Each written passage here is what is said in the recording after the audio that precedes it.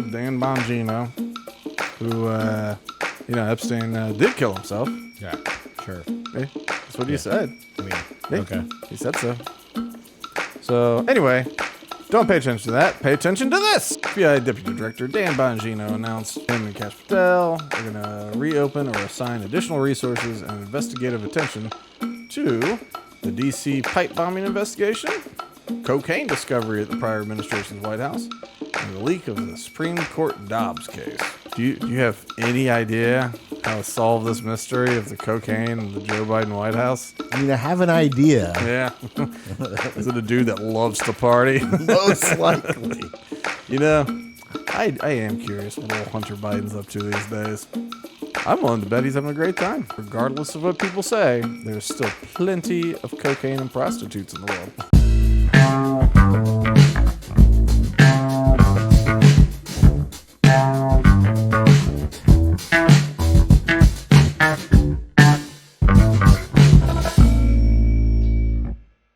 Welcome to Loaded Talk. I am your congressman, the third most popular candidate to ever be. I am Frank, and along with me as always... What's up, planet Earth? I'm Bean.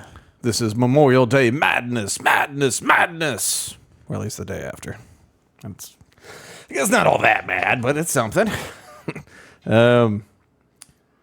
Yeah, so things continue to happen. Some things are news. Some things are oldies but goodies. I don't know if you do you remember the COVID-19 pandemic? Yes. You do remember that? Okay. Yes. That was it was a long time ago, I'm sure.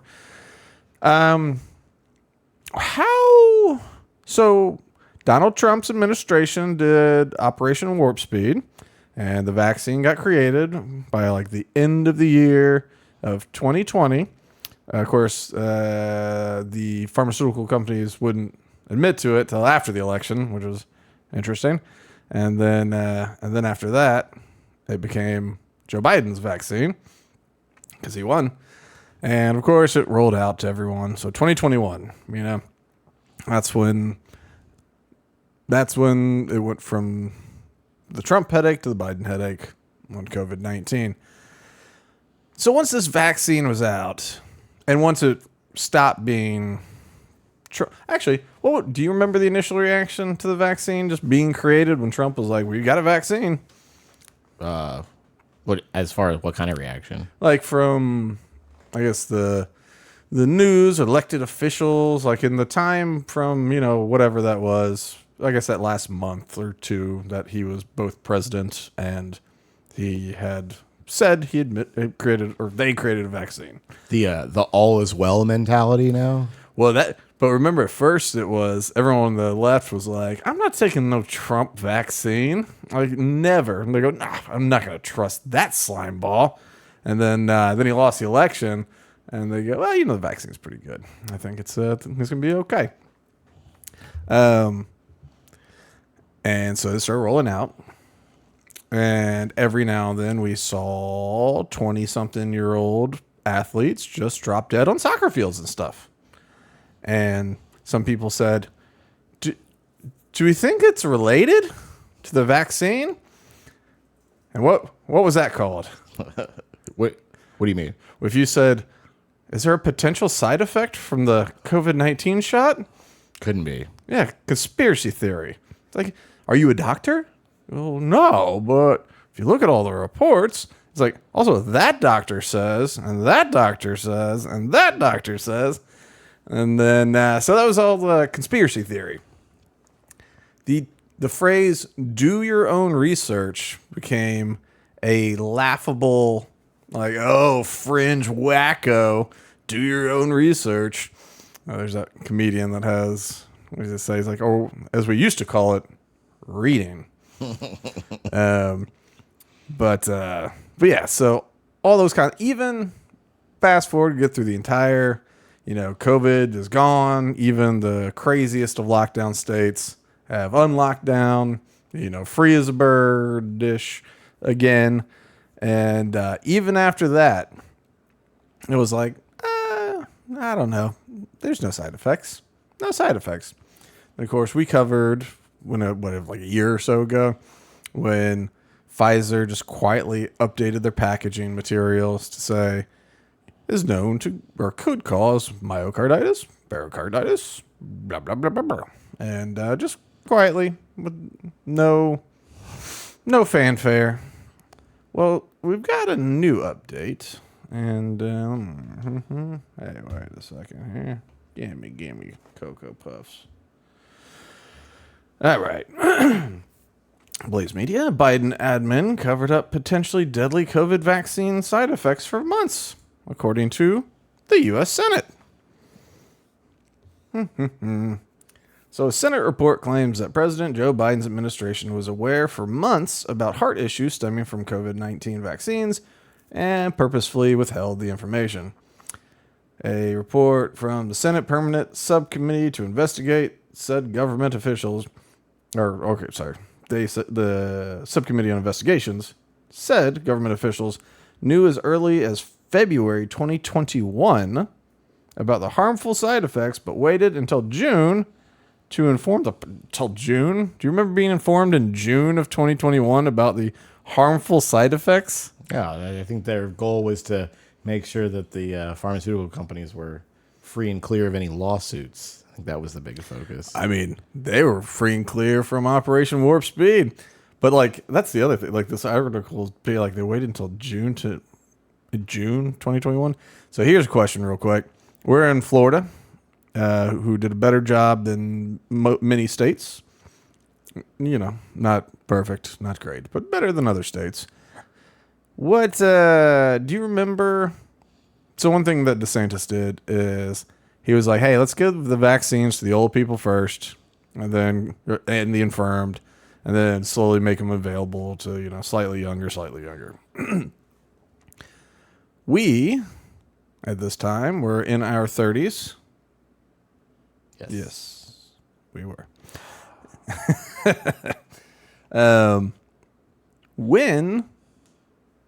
When do you remember when the vaccine became available, even for people of our age to get it? It was pretty fast from what I remember. I thought. So, I didn't go out of my way, but yeah, so 40 and up was basically the end of March 2021. 18 and older was April 5th, 2021. So when the first 18-year-old that didn't have some sort of heavy infirmary was able to get the COVID-19 vaccine, the federal government had known for 2 full months that it might cause all these heart issues. And they just didn't say anything. They said, okay, go. Let's see. U.S. health officials knew about the risks the vaccines carried related to myocarditis, which is inflammation of the heart muscle, and pericarditis, inflammation of the fibrous sac surrounding the heart, but downplayed the health concern and delayed informing the public about the risk. So I guess the report was first obtained by the Daily Wire. And let's see. So in February 2021, U.S. entities were notified of adverse effects by the Israeli Ministry of Health as the... What's wrong, Charlie? surprise, surprise. I don't understand. What's up? Israel's involved. What? As the country rolled out vaccines faster than America did. Still, CDC officials declined to make public the large reports of myocarditis, particularly in young people, following the administration of the Pfizer vaccine. It's unclear whether the Israeli government made an effort to notify the public either. What do you think, Charlie? Do you remember the Israeli government making an effort to notify the public? They didn't call me. They didn't. Yeah, it's true. They didn't even send the light up or anything. Right. Little Star of David powered by like 1 million menorah power. Great. Where are we? Okay, same month, a CDC official who co-led the vaccine safety technical work group emailed her colleagues about 19,536 vaccine adverse event reports through VAERS. That included 980 deaths after vaccination. So almost 1,000 people died by, I guess, February, which is pretty quick. Let's see. What's that? It's fine. It's fine. Yeah, it said, where known, the cause of death was often cardiovascular. So let's see. Senator Johnson, Ron Johnson, Wisconsin, Republican, said that the Biden administration did not want to increase vaccine hesitancy by reporting the honest effects openly. But in being concerned about that, they violated the... What word is that? Enviable? Is that enviable? Yeah. What is that word? Inviolable? Inviolable? I thought I knew how to read till this moment. Inviolable. Principle Of informed consent. I guess something you can't violate. It's inviolable. The federal government was very well aware of as early as February 2021. All right, let's see. In May, the CDC omitted information from its clinical considerations on its website that advised doctors to restrict patients with myocarditis from rigorous activities like competitive sports for at least 3 months. All right. So when you show up for myocarditis, yeah, sit the bench. But they just omitted that information from the advice given to the doctors. Talking points distributed in June to downplay the risks. Blah, blah, blah, blah, blah, blah, blah, blah. Okay, Matt Kibbe says the scandal is ultimately about self-dealing between government, bureaucrats, and pharmaceutical companies who all had financial incentives to bury the truth and keep pushing the vaccines. So, this article is from, May 21st. Today is May 27th. So it has been about a week since this article came out. Have you seen it a lot of places? Nope. Yeah, me neither. I think it's wild that, it's totally expected, but it is still, I don't know, it still feels shocking when you see it in writing. You go what did I say? April 5th was for 18 and up or something in Florida. So that means it was probably sometime in March of 2021 that I got COVID the first time, And so at that point, because I was like, I don't know, will I get it? Won't I get it? I don't know. Because I don't get the flu shot a lot. Like they always say, if, make sure you allow the elderly and the infirmed first. And, sometimes it's small children and all that kind of stuff. But I'm neither elderly nor infirmed, despite what my child will say. So I typically just don't get it. And then later, I found out there's certain years where the flu shot is less than 10% effective, which is amazing. But anyway, so I was just like, I don't know, maybe I will, maybe I won't. And then after I got COVID, I was like, well, now I got the antibodies, And then people go, well, I hear the antibodies only last 6 months. I said, well, we've only known about COVID for 6 months, so I don't know how we could possibly expect the antibodies to be any older than that, But anyway, I didn't get it because of that. And to think that the entire time in the lead up where I was thinking about it, I was like, I don't know if I will. It's interesting. Which way do I go, George? That they could have told me, a month before I got COVID or 2 months. That's like, oh, hey, possible major side effects. And you might die. The younger you are, the healthier you are, the worse this might be for your heart. And and people, years later, people were talking about how, part of the cause of it is its delivery system is just a stupid lipid, like a fat.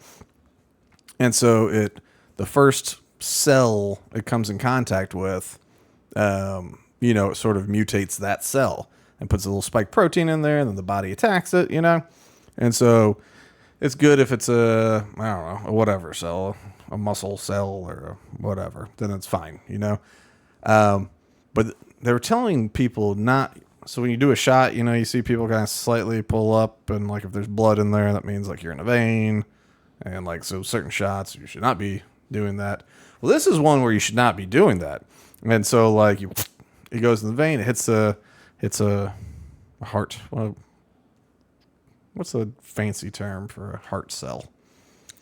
I have no idea. All right, whatever. We're doctors, people. But anyway, it hits one heart, the heart doesn't heal; it only scars, and so that's part of the problem here. Is it goes in, hits the heart cell, puts spike protein in, body attacks the hell out of it, and then all of a sudden, you lose lung capacity. which even before the term myocarditis was floating around so much, people were talking about like having like losing lung capacity after the shot. So now it's just kind of totally confirmed. Pfizer confirmed it once with their packaging updated. And now we know that pretty much the entire Biden administration, minus 30 days or so, that they were aware that this shot could kill you. And they just kept saying, no, it can't. Remember, it's the summer of death for those who don't get vaccinated. Yep.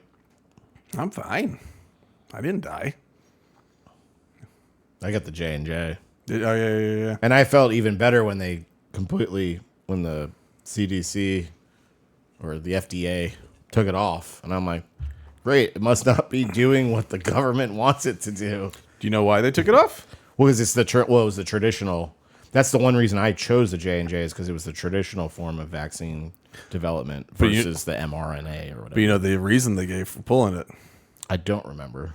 Causing cardiovascular issues. Yeah, interesting. They were like, well, this might not be good for your heart. And he goes, what about Pfizer? Like, hey, come on, guys. I'm trying to have a nice time here. So, I don't know. And that was the thing, you know, this mRNA concept is a very interesting concept. And I think that there could be ways that it can be very helpful in medical science, you know, developing things quickly.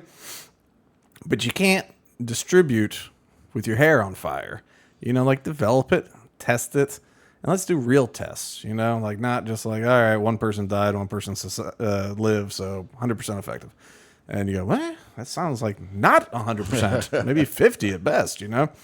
But, you know, if we can do some real tests. But so that's, you know, the technology is theoretically fine. You know, that was kind of I wasn't hopping on board with like the crazy hesitancy that this was going to do something, you know, like it was horrible. I'm like, it makes sense. You know, you go, instead of needing to have a dead virus, you know, if you take the protein that would be in that dead virus that your body could attack, like it does the same thing. Yeah. All right.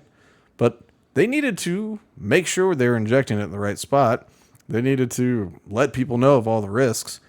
And it's just another time, like it's COVID vaccine rollouts and lockdown policies set medical advancement back more than anything else in recent memory. Because like suddenly I did start wondering about all vaccines, going like, well, hold on now. Like, are they all super safe, as they say? Because they lied to the entire nation and caused people to be fired. You know? That was, you know, we got lucky and just, I didn't have a boss to answer to, and the lady had one that was very on board with not making anybody get it. He was much stronger in opposition to them than I was. Equally strong in opposing the, if you don't get it, you're fired, you know? Because even the flu shots say they don't make you get it. They go, well, if you don't get the flu shot during flu season, you just have to wear a mask. Like in medicine, you go, okay, I'll just wear a mask then. And it was fine. Everyone was okay. And I think you have to have something on your name tag, like a scarlet letter or a red dot or something, so people look at you, they know, oh, they don't have a flu shot. But I mean, that's about it, you know. So I don't know. What do you think of that? Well, I mean, to kind of piggyback off of it, Pfizer ended up quietly scooping up a pharmaceutical company that treats myocarditis. I forgot about that. They sure did. So they have a full paradigm going on of, let's create a problem. We'll solve a problem, create another problem, solve a problem, create, you know. No solving. Yeah, solve. Treats. Yeah. We'll treat symptoms here. We'll treat symptoms here. We'll treat symptoms here. Yeah, no, I forgot about that. They did that. I mean, yeah, and like I think it was just this week where they took pregnant women and children off of like government recommendation to get the jab. I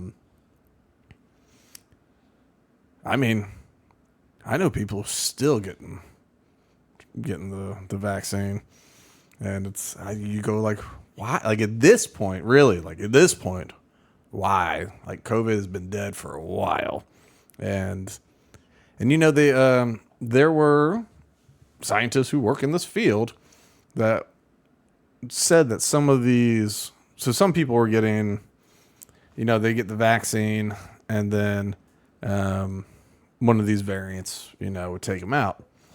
And so, of course, they're like, well, that's why you need to get another shot. You got to get the booster. You got to get the booster. But there's these docs saying that apparently what they think was happening is they were getting, short term, like they're getting like immunity to a variant, and then it was enough that as it went through kind of like sub variants, you're like, okay, so you're not slowly getting these viruses inhaled and building up an immunity to them. It's just like, I don't know, you're kind of skipping them. And so then when there's like a more major mutation, well, instead of having like lots of little variant antibodies along the way, you basically have this one thing. And so now now you catch this one, and it affects you even worse because you haven't, your immune system hasn't been growing the whole time. I don't know. Smarter people than me said that. They doctors. What else is happening in the world? Okay, this is another callback to the previous administration, and this one also goes back almost as far. So there's old Dan Bongino, who, Epstein did kill himself. Yeah, sure. Yeah, that's what he said. I mean, Yeah, okay. he said so. So anyway, don't pay attention to that. Pay attention to this. All right. So I don't care about the headline. That's stupid. But FBI Deputy Director Dan Bongino announced Monday that the Bureau will revisit a number of cases of potential public corruption that apparently went nowhere. Let's chop up. Yeah, so he indicated him and Kash Patel are going to reopen or assign additional resources and investigative attention to the D.C. pipe bombing investigation, cocaine discovery at the prior administration's White House, and the leak of the Supreme Court Dobbs case. So before we get into two of them, how do you think the investigation into the cocaine at the White House is going to go, Charlie? Pretty quiet. Do you have any idea how to solve this mystery of the cocaine in the Joe Biden White House? I mean, I have an idea. Yeah. Is it a dude that loves to party? Most likely. I am curious what old Hunter Biden's up to these days. I'm willing to bet he's having a great time. He's just like, look, I can't carry any more bags of cash for Pops. He's out to pasture. But I still got some money saved up from China and Russia and Ukraine and everybody else. And regardless of what people say, there's still plenty of cocaine and prostitutes in the world. So I bet you he's having a good time. All right, let's see. Blah, blah, blah. I don't care about any of this. Okay, yeah, so one thing that this article brings up, there's this dude, was it Steve Baker? Steve Baker, who did a lot of investigating into the pipe bomb and a lot of January 6th stuff. And so he makes note that the mention of public corruption versus finding who did this type of thing, implies that there was an agency or official, that took part in these things and thus public corruption, But it wouldn't be, if it was just a fanboy of like Trump or a fanboy of Biden or whatever, that wouldn't be public corruption. That would just be a crime, So here, have we talked about the pipe bomb guy? I feel like we have. Yeah, it was in an episode. Okay. So there's a little picture for you. They go, all right, the pipe bomb's right there at the DNC headquarters on January 6th, 2021. And they go, well, there's a Secret Service vehicle at the garage entry. And then at some point, I think the feds pulled up. And also, Kamala Harris, the VP candidate, or no, the future VP, like they'd already won at this point, was inside this building as well. And somehow, with the pipe bomb, nobody cares. FBI was there, Secret Service was there, Kamala Harris was there, and yet they just go, man, we found it. Don't worry, we got rid of it. Yeah, okay. It's like, how did that go? It's like, well, we turned the cameras. It's like the cameras got turned. It's like, were there guards sleeping too? Like, what this seems to be happening a lot these days. They go, don't worry about it. But it is interesting to that degree if the focus is public corruption, because then the question is, are you talking about the FBI? Are you just talking about like the DNC, and most of them are elected, a combination thereof? Like, what is this? And also, I think obviously a major question is, are we ever going to get an answer to this, or is this just something, hey, we're investigating this again? It's like, cool, like Epstein, like what was the other one, Fort Knox? I guess that wasn't FBI though, but that was just general audit of it. But there was another thing that they were all hot to trot that they were going to do on the criminal justice side of things. I don't know. Either way, ain't happen. Okay. Also close. I think old Kash raising his hand. I swear, you see. All right, of course, the mysterious white powder was July 2nd.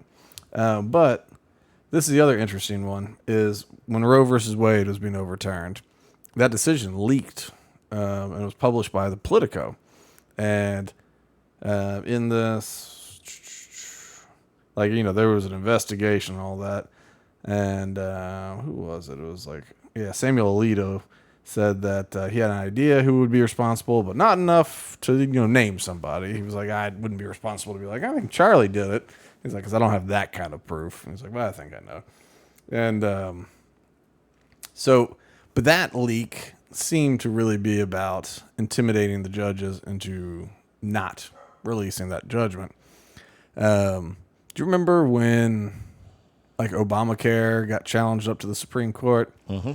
And so the big issue was the mandate and the fine therein, because the government did not have, to that point, the powers to fine you for inaction.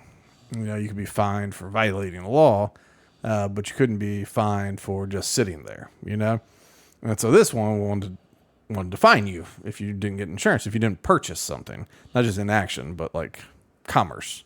If you don't take place in this commerce, we're going to fine you. And so on the streets, it was just a fine. It was just, health care, just all this stuff. In the court, it was taxes, though. They're not advertised, we're raising taxes. They just shut up. But in court, they go, it's a tax. The government has the authority to levy taxes. And it looked like a sure thing that it was going to be shot down, at least that portion. And then John Roberts, the Chief Justice, he was the tie-breaking vote that ended up making sure that Obamacare's individual mandate was not shot down. And he wrote the majority opinion on it. But the weird thing is, most of it read like it was a dissenting opinion, like they were going to shoot it down and he was going to be the one writing the dissenting opinion.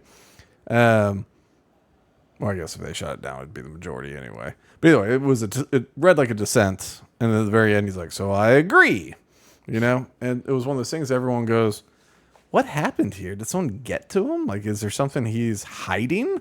And that's, still to this day, I don't know the answer to that. But it sure looks like he wrote his opinion, which was like, this is definitely not constitutional.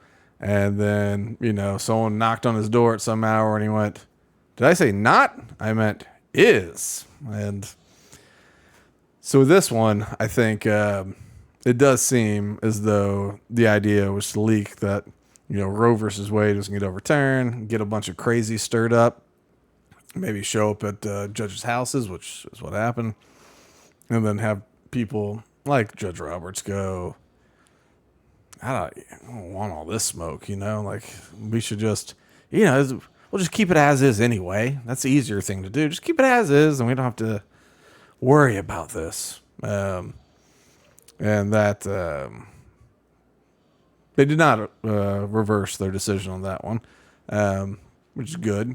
But so I don't know. That's the other investigation. They're going to see if they can track down who did that. And I think that one is a fairly important one because let's just say you named a judge. You're able to appoint a judge. So maybe we'll just say Sotomayor, for example, and just pulling a name at random. But say there's a judge that's very against what the court's going to do, but has no mechanism legally to change anything. The arguments have been made, the votes have been cast. And then possibly a clerk for a judge, we'll just say Sotomayor, randomly, no accusation, could then just leak it to the press, and then if it would have worked, it would have undermined the entire system, like the entire operating mechanism, of the Supreme Court within our justice system. Is to sit there, listen to the argument, make a decision,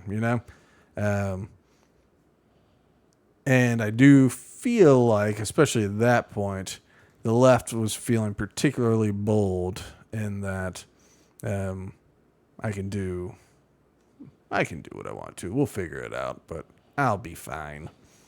And I think that was happening. It feels like that was happening in a number of ways. You'd see it in performative congressional things where they go, I'm going to do this. And you go, that's technically a crime. You shouldn't do that.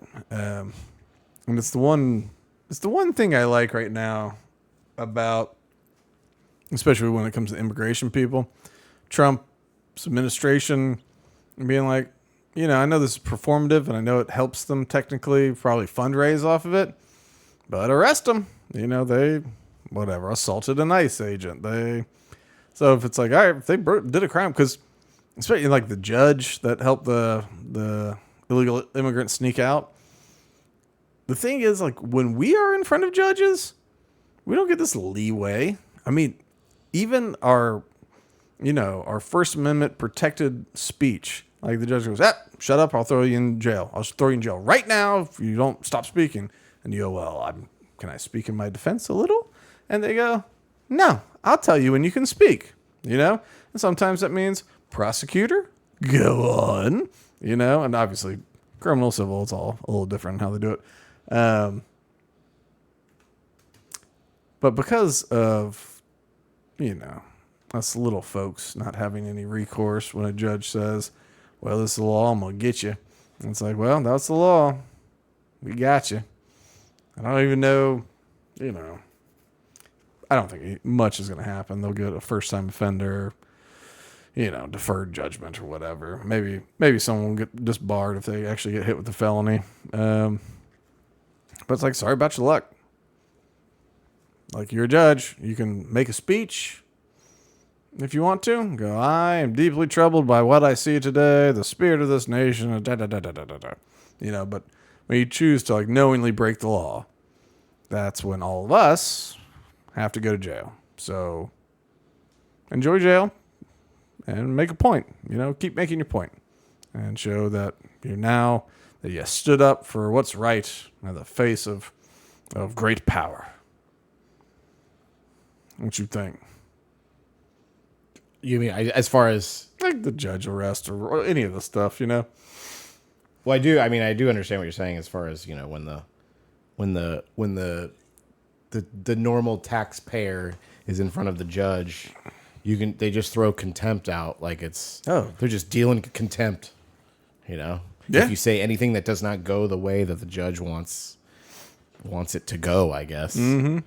And they have the ability. I mean, I'm sure, I'm sure you've seen true crime stuff where they go, "Hey, like who? I don't remember which one it was now, but a lady was watching one, and it was like a husband up for murder. Pretty sure he did it, and and he killed his, I think, ex-wife, right? And I think her fella too, but." After, or maybe he didn't kill the fella, but just killed her. Because sometime, I think maybe after he killed her or something, he got picked up on kitty porn, and which I guess is another thing we're not supposed to say on this to get censored. But the CP, and so the court was like, you can't mention that in this trial, and so like in this state, maybe it was Oklahoma or someplace. To be declared homicide, you had to. It had to be malicious, I think was the thing. It had to be like malicious. So if you were able to prove I did it to save my children because I know what these two were up to, then it's not malice, it's defense of another human being, and you avoid homicide. I think you still get manslaughter or whatever. But it was, a very like narrow window. But the court was just like, look, you can't mention that. You can't mention his arrest and conviction on that because it'll taint the jury, And on the defense side, you go, well, yeah, that makes sense. Of course, if you bring that up, the jury's going to be like, man, whatever. Like, good riddance. But, or I guess the prosecutor. But anyway, as the defense, you're like, well, this is it. And so watching that one, they kept trying to bring it up. And, the judge was like, no, stop it. Don't say another word. And it's like, I just needed to protect my family from them. They go, don't you do it. Don't do it. It's like, you gotta give it a go, though. I don't know. When you're facing capital murder charges, like maybe contempt ain't so bad. Pretty sure he just killed her because he was tired of her, It's so funny that manslaughter is lower on the totem pole than homicide, but when you say the word, it's just like it's more manslaughter. Yeah, much more metal. Right. Welcome to manslaughter. Well, manslaughtering going on. All right, so another thing that's happening is, of course, Donald Trump's big, beautiful bill. Okay? And this is something where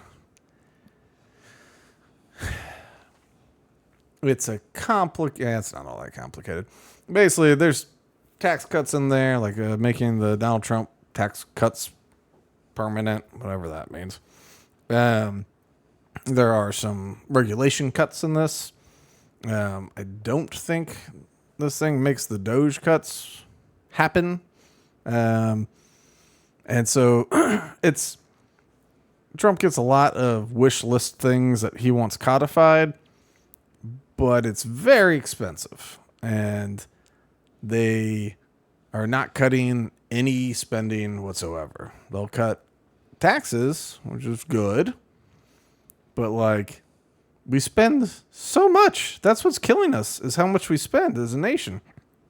And we have to spend less than what we take in, substantially so. So it passed the House, the big beautiful bill act, by one vote, and so it barely did. In order to even get out of committee, so with the bill, it has a committee based on whatever it's about, and they've got a vote to say this should we all like, or majority of us like this bill. Well, let's vote on it, And there was a few Republicans blocking it from hitting the floor. Like, I think Chip Roy, Thomas Massey, people like this. And so finally, negotiations here, negotiations there. And they go, all right, well, we'll just vote present or abstain from voting. And so it got enough yays, maybe some margin, or maybe it's you just can't have too many no's or something. Somehow by them just abstaining, it was enough votes to pass it. So now it's to the Senate, and we're going to listen to Rand Paul, arguably the best senator that we got in the whole nation. We're going to listen to him talk a little bit about the big, beautiful bill on Shannon Bream, Fox News Sunday. And this is actually, I think, the first time I've ever seen who Shannon Bream is. I did not even know a gender. Let's see. Have I done? Okay, let's do that. Welcome back to Fox News Sunday. Good morning. Thanks for having me. Okay, I want to get to some foreign policy, but first, what's going down here in Washington as the big, beautiful bill, as it's been called, is now heading to you in the Senate. The Hill says this: House GOP leaders spent weeks in delicate talks with Republican holdouts before cobbling together a fragile agreement. The critical voices of the House debate are cautioning their upper chamber counterparts not to alter their design too severely, or it will never get through the House on its return. We'll talk about some of your specific objections. Don't change it at all. We'll never be able to pass this again. That sounds like a good bill. But how much does that worry factor into your calculus, whether or not what you do in the Senate can get back through the House? You know, the bigger a bill, the more it includes, the more difficult it is to get everybody to agree to things. I supported the tax cuts in 2017. I support making them permanent, so I support that part of the bill. I support spending cuts. I think the cuts currently in the bill are wimpy and anemic, but I still would support the bill, even with wimpy and anemic cuts, if they weren't going to explode the debt. The problem is the math doesn't add up. They're going to explode the debt by, the House says $4 trillion. The Senate's actually been talking about exploding the debt $5 trillion. This year in September, when our fiscal year... We're currently at what, 31, 32 trillion in debt? Something like that. I think annually it costs us $1 trillion in interest alone. $1 trillion, Charlie. Yeah, I don't even think we bring in enough to cover No. the interest. No. Yeah, no. We bring in enough if we didn't have to pay for anything but interest, but we bring in something like $4 trillion, and like one goes away just in interest payments. And then you got another like 1.1, I think, in like Social Security or something like that. And get the Defense Department in there. It's a mess. It's a mess. So another 4 or 5 trillion would be substantial. year ends, the deficit will be about $2.2 trillion. Now, people used to always say, the Republicans would say, what's Bidenomics? That's Biden spending levels. When March, virtually every Republican other than me, voted to continue the Biden spending levels, which are going to give us a $2.2 trillion deficit. Now, if you increase the debt ceiling $4 to $5 trillion, that means they're planning on $2 trillion this year and more than $2 trillion next year. That's just not conservative. So I've told them if they strip out the debt ceiling, I'll consider, even with the imperfections, voting for the rest of the bill. But I can't vote to raise the debt ceiling $5 trillion. There's got to be someone left in Washington who thinks debt is wrong and deficits are wrong and wants to go in the other direction. The idea that we're going to explode deficits, and the projections are now looking at over $3 trillion in deficits over the next 10 years, I think is just, not a serious proposal. So, So the debt ceiling is a big part of it. It's not just how much they're going to spend and therefore have to borrow, and then cutting taxes, which is always good. But they go also in one fell swoop, raise the debt ceiling. That way we don't have to vote about it later. We'll vote about it in this one. It's very important because, of course, they go, like what are you saying? Oh, it's going to be 2 to 3 trillion deficits this year, And you go, okay. It's like, so we're going to try to raise it 5. That way we can just keep spending extra trillions.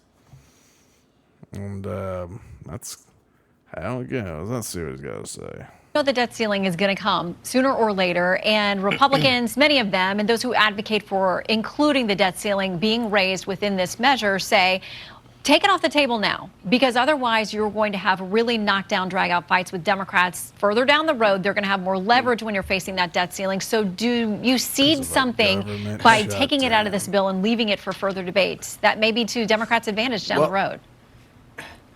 Well, they want to take it out of this bill because it is a walk of shame. Every time the debt ceiling raises, the people who've been voting for the spending have to walk in shame to the front of the House or the front of the Senate and say, yes, I've been voting for all these deficit spending, and now I'm willing to vote to raise the debt ceiling. But I would say the opposite.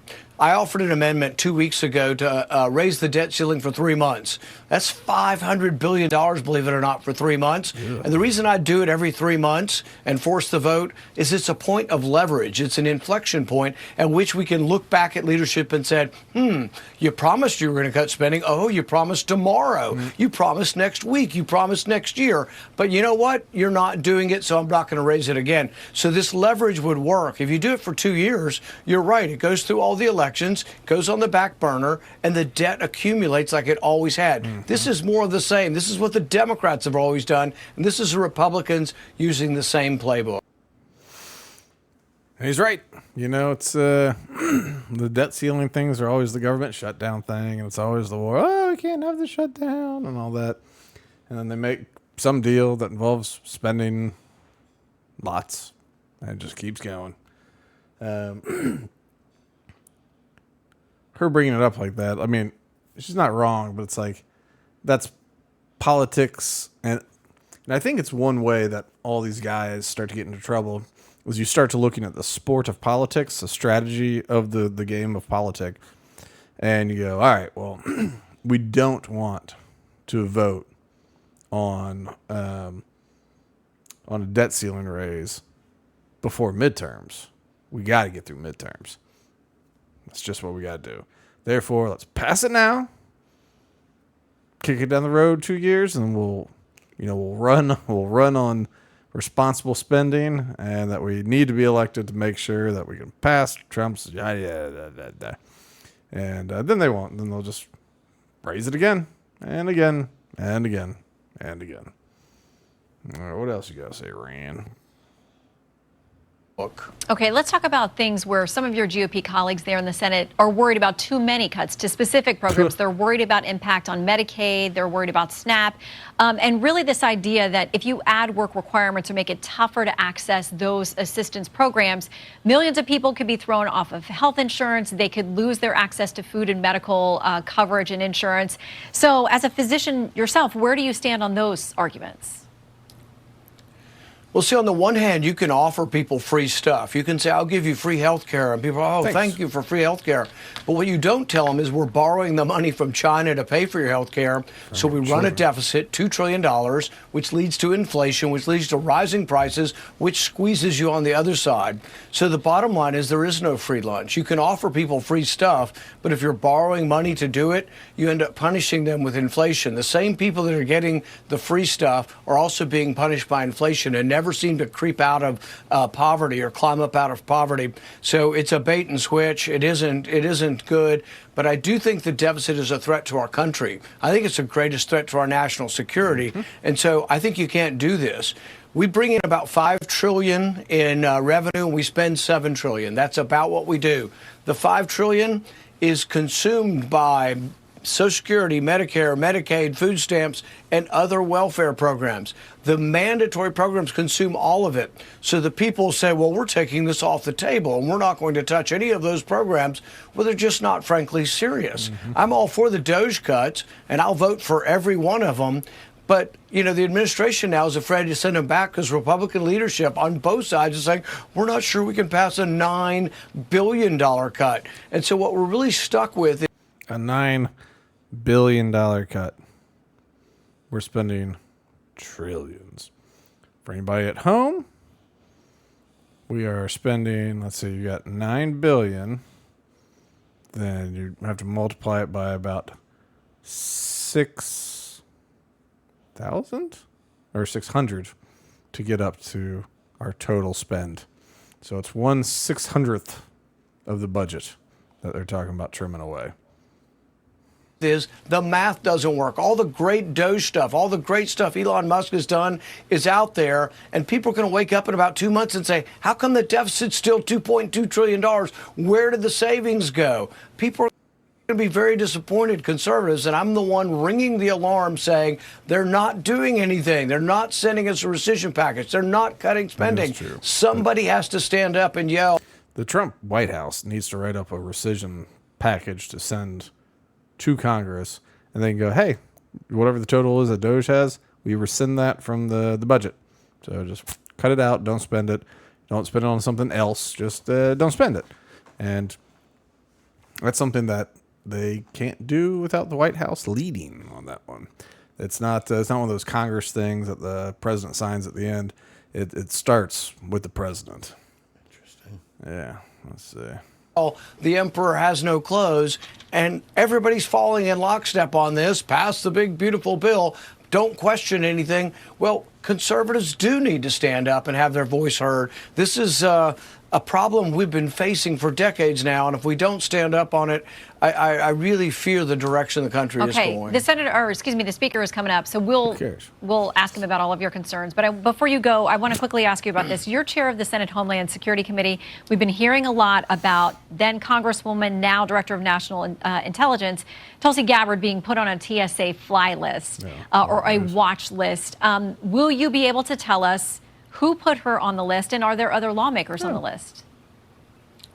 Not today, but I will tell you, I'm going to get to the bottom of this. This is offensive to every principle of civil liberty in our country. What we do think happened is that she was put on the list for a speech violation, for her First Amendment speech, for her political opinions, I believe while she was a congresswoman. But then she was protected. So they put her on the list, and then they said, oh, well, we don't spy on congressmen, until she wasn't a congressman, and then she automatically popped back up as someone we're going to spy on. So I think there may be other congressmen. I'm going to find out whether there are any congressmen or senators on the list, because they're protected from being spied on until they leave office, and then we spy on them. This is a real problem. I've been trying to get the information on this for close to a year. I sent letter after letter. Okay. Wait. Our Congress people are protected against being spied on until they leave office? Like legally? He just nonchalantly said that. Yeah, I guess everybody knows it or something. How could I get... I don't want to be spied on. There's so many questions because the family is not. So if you're spying on the family, you're technically spying on that person. Yeah, I don't know how that works because like her husband did end up on that for that monitored fly list as well. But like, I mean, that whole thing, like she got on the list because she sunk Kamala Harris's campaign, and when she became VP, she had a couple of chablis, and she was just like, you know what? Screw that beer. Put on the list. That is my theory on the matter, not backed up by fact. But I think she took that box of wine, pounded the side, got the last little bit out of it. And then she was like, Chelsea's not going to fly my United States. Kamala's America. Is my theory. But yeah, no, that's why. Well, Congress people are protected from America spying on them until they leave office, and then we spy on them, is what he just said. That's a wild thing to say. Yeah, why is... And what, of all people, what he just said it so nonchalantly. I feel like, I mean, I'm not surprised just because we spy on everybody. So once you leave office, you're just back to being a normie. You're just a normie who we spy on. We spy on our people almost as much as a different government spies on our people, but not quite that much. What government are you referring to? Eh? One of our greatest allies, Charlie. Oh. I couldn't possibly think of which one it is. It's one of our greatest allies. It just, in the name of alliances, building true allied partnership, the first thing you do is spy on all their people, read all their crap, and make sure you get all the dirt on them, because that's called being a good friend. Yep. Mm-hmm. All right, moving on. Totally disconnected. Well, Totally unrelated. Totally unrelated. This is just from the Times of Israel. Report: Netanyahu-Trump phone call on Iran was marked by heated disagreements. Pizza toppings. All right. No thanks. I don't want you. Prime Minister Benjamin Netanyahu, or as Trump calls him, Little Benji. Does he really call him that? No, but it makes God, sense. that would be great. Hey, Little Benji was here. Sounds like a South Park episode. I said, come here, Little Benji. And he ran over. Anyway, all right. So him and Trump engaged in a heated phone call last week over how to confront Iran. Israeli television reported on Monday, contradicting earlier claims that the two had reached a unified stance on preventing Tehran from acquiring a nuclear weapon. According to Channel 12 News, the conversation was marked by sharp disagreements, with Trump reportedly telling Netanyahu, "I want a diplomatic solution with the Iranians. I believe in my ability to make a good deal." He also reportedly emphasized his interest in an agreement that would serve the interests of both sides. The tone of the reported conversation appeared to conflict with earlier claims suggesting the two leaders had concluded their call with mutual understanding. In response, Prime Minister's office denied to the network that Netanyahu had, quote, a tense conversation. Following the Thursday phone call, Netanyahu's office had issued a readout that said that he and Trump, quote, agreed on the need to ensure that Iran does not obtain nuclear weapons. Now, that seems like something they can agree on, while also having a tense conversation with how to get to that point, right? Right.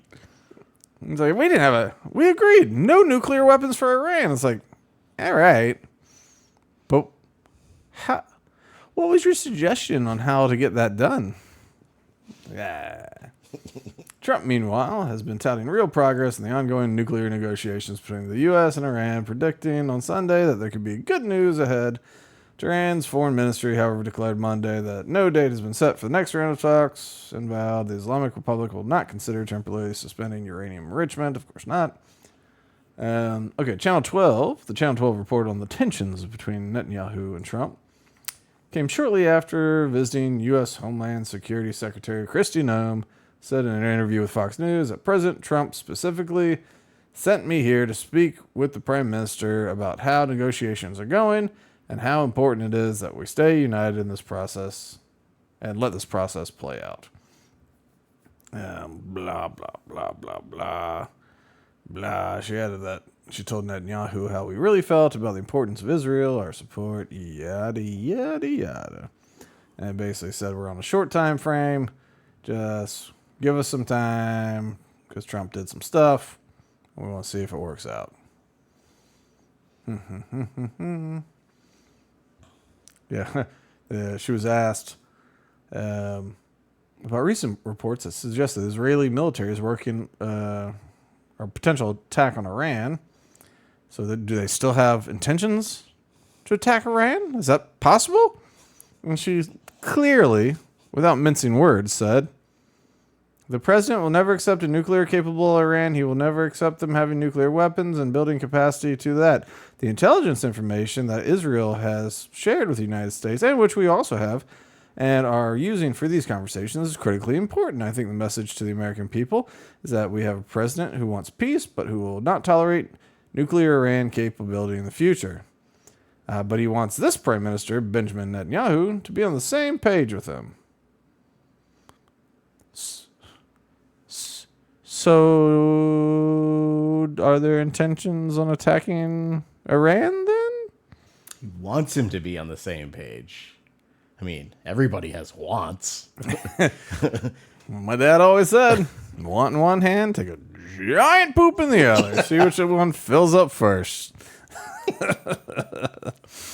Oh, man. All right. Oh.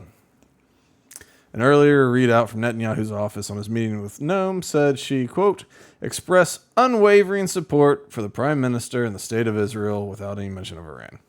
They went, how'd it go? It was like, she loves me. She loves me. She likes us. She loves me.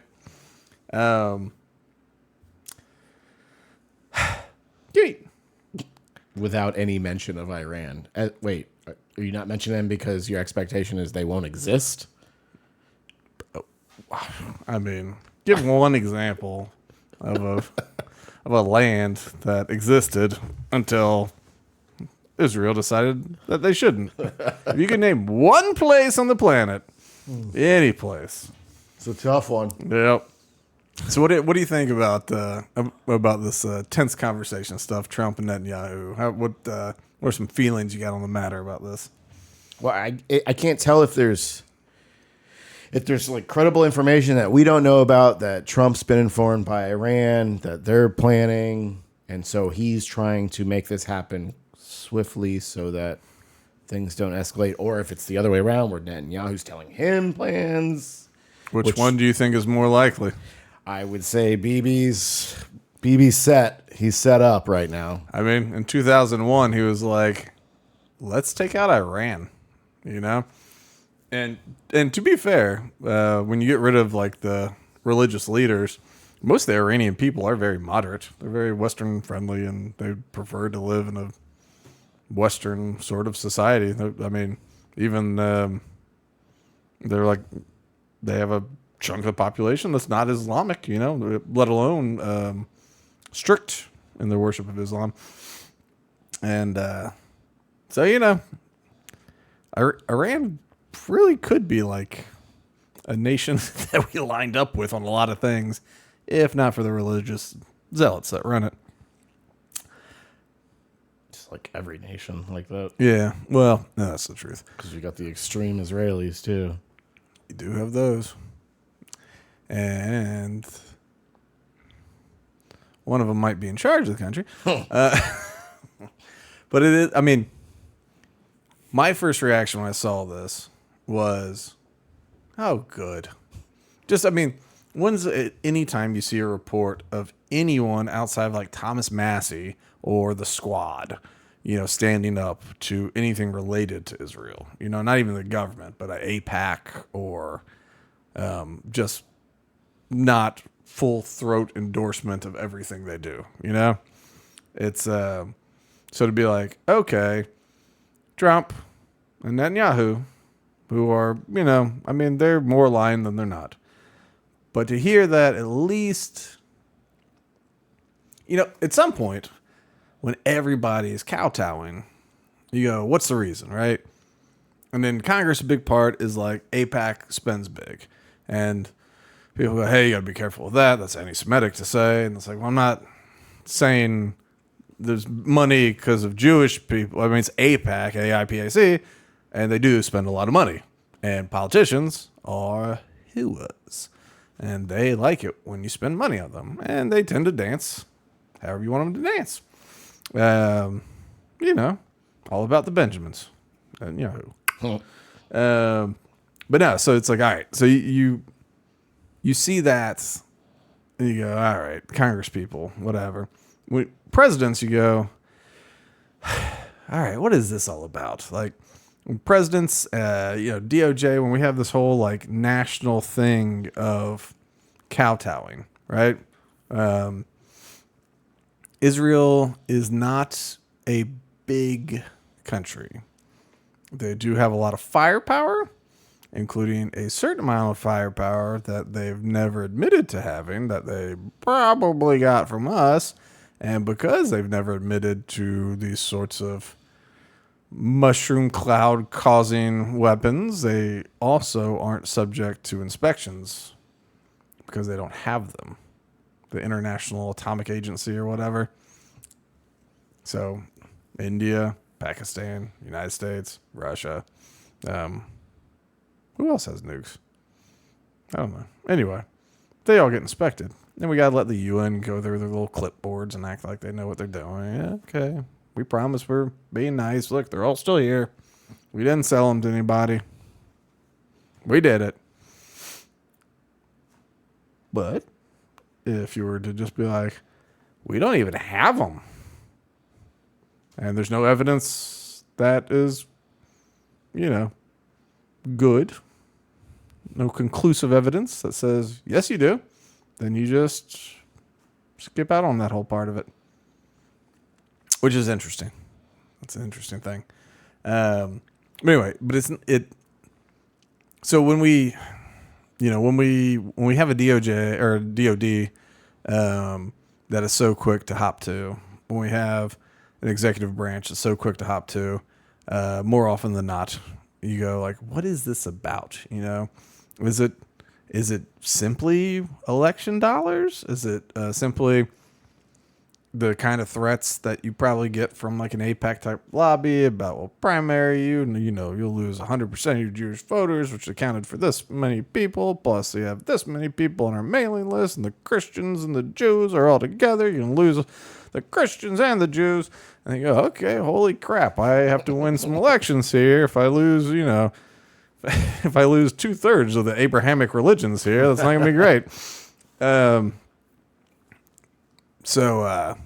So you wonder about that. So it's nice when I saw Trump being like, I want diplomatic solutions.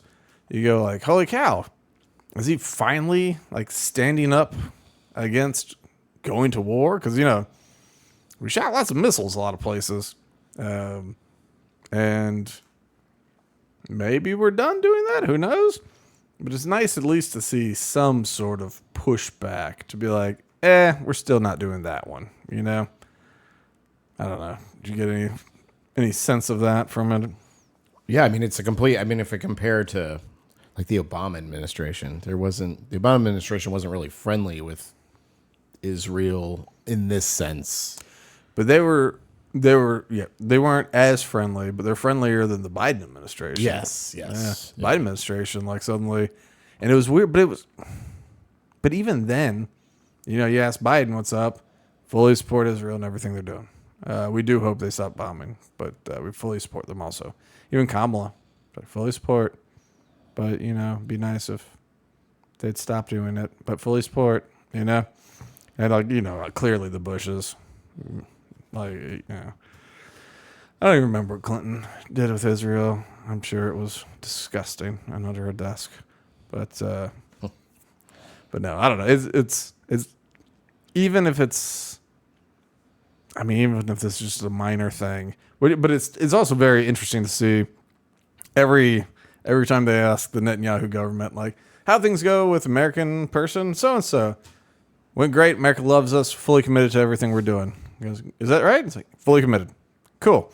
Like, what about these reports? Fully committed to everything we're doing. They love us. They love me. It's like, all right. So, I don't know. But it is, like, when I saw this, I just thought, well, thank God there's just any pushback. Just any pushback. And it's not limited to them. It's to every country. But there's only one country that has been able to be extremely influential with us. Well, that's not true. There's the Saudis, too. And okay, so not just one country. There's a couple countries that are pretty influential. But at least with the Saudis, the quid pro quo, it seems more open, where it's just like, look, we're going to give you influential, or we'll give you favorable policies when it comes to how the oil's released. You give us jets and teach us how to fly them, and we'll be your ally here in the Middle East, and we'll probably not send anybody else in airplanes to attack you, probably. And so you do that part, and also we'll give you a lot of money. We'll put money in all sorts of directions and hold your hand sometimes. Even after 9/11, we'll walk around holding hands with you. But like that one at least seems more transactional. This one's just kind of mysterious in that, they don't have oil. They don't have, they have a great tech sector now, but I was about to say, other than that, there's nothing you go like, I don't know how we survive without the resources that Israel provides. Like, it's like I think there might be a decent amount of precious metal deposits underneath, but I don't know which ones. I think lithium is one of them, but not like deposits elsewhere. Mm-hmm. So precious metals and Israeli tunnels under the other precious metals. It's like, look, there might be some series of underground tunnels. Where do you remember when that guy like climbed out of a sewer in New York? Like it was an Orthodox Jewish guy or Hasidic, I don't know, whatever. But you just go like I don't even understand what's happening. That story got buried very fast. It's just so like They tried to explain it off as it was they created a COVID tunnel so that they could worship during COVID. I thought that was the other place where, because at some point they dug underground to like expand their footprint. Like there was like a synagogue, they had a basement, and they just kind of expanded the basement. And you go, okay, I mean, all right. And then there was a time the guy climbed out of the sewer, and you go, I mean, we gotta learn something about this, right? Like there can't. Is it like an underground city, like in Judge Dredd? You know, eating rat hamburgers. I won't go into rabbit holes, but yeah. Anyway, odds are it just connects right to the precious metals in Israel is what I'm saying. That's a direct. It's just a bunch of little buckets on a rope. And they're just pulling it like this. Yeah, I don't know. That's everybody. If you look a whole lot like your group, and your group tends to be grouped together, you can't just be climbing in and out of sewers without an explanation. I think there's got to be something. Put a hard hat on, wear a flannel, hold a clipboard. Just try. I mean, hard hat, clipboard, flannel, no one cares. You get on a different kind of hat, people notice a little bit. Rabbis in flannels. All right. You gotta tuck you tuck the curls up a little bit. That's a good band name right there. Rabbis and flannels. It's got to be like some country metal thing. All right, well, that's some silly ways to end this. So let's go ahead and end this. What do you got till next week? All right, rabbis and flannels for all.